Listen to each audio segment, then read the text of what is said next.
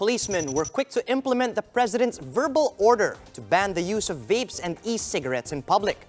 But vapers now ask them, how can there be a violation when there isn't a law that prohibits it? Here are the details. A collective puff.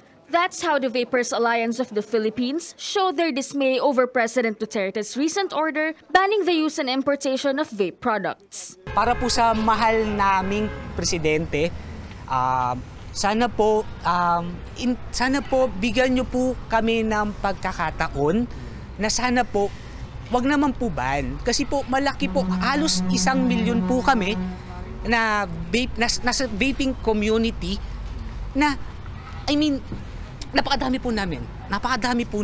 Ang dami po namin napahinto sa sigarilyo. Sana man lang po is, i-regulate nyo na lang po.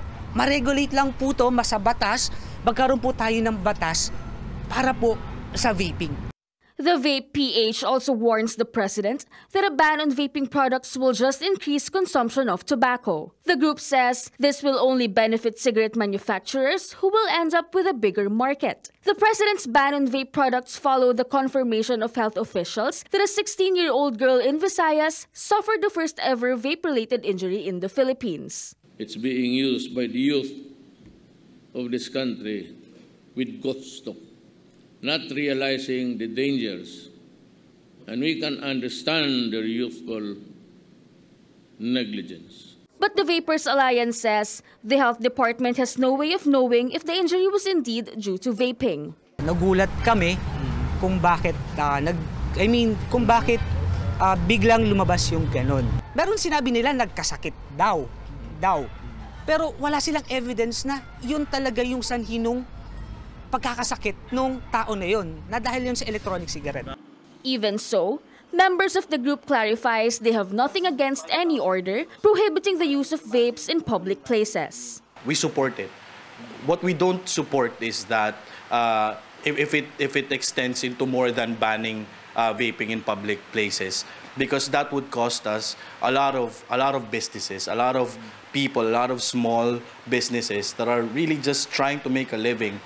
Another issue raised by the alliance, as well as other legal experts and lawmakers, is the fact that the president cannot simply order the arrest of people without a law implementing the ban. But when I heard that it was being used and sold everywhere, last night I ordered all law enforcement agencies and the military. They were supposed to help in this campaign to arrest anybody vaping or even smoking in public. But police forces were quick to implement the chief executive's words, even going as far as entering vape shops and ordering a stop to operations. Lahat ng lalabag sa kautosang ito ay arestado at dadalhin sa presinto upang magpaliwanag. At sila po ay ibubuk sa ating mga blotters. Some vapers and local police officials pushed back, insisting that there cannot be a crime without a law punishing it. Right now, since there's no law, aside from the EO 26 that prohibits me from vaping in public, I don't think I should be arrested. Hindi naman po pwedeng basta-basta. Okay sana kung merong sariling city ordinance yung Makati para yun i-apply namin. Ang utos ko ngayon din sa mga tao ko is lumabas sila at maghanap ng mga tao na gumagamit sa public places. Yun, outright, i-confiscate yun. But the president seems bent to give his own words the power of law. He even warned the Supreme Court against intervening in his ban order. Judges, I know that you can determine whether a vaping is good or not.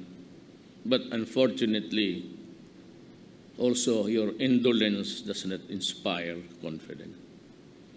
It takes you too long to decide, and so do not interfere in this. The Health Department welcomes the move but is still awaiting the release of an executive order. Recall that on October 21, the agency submitted to the palace a recommendation to regulate the use and selling of e-cigarettes, including prohibiting it for minors. Bella Toledo, We Are One News.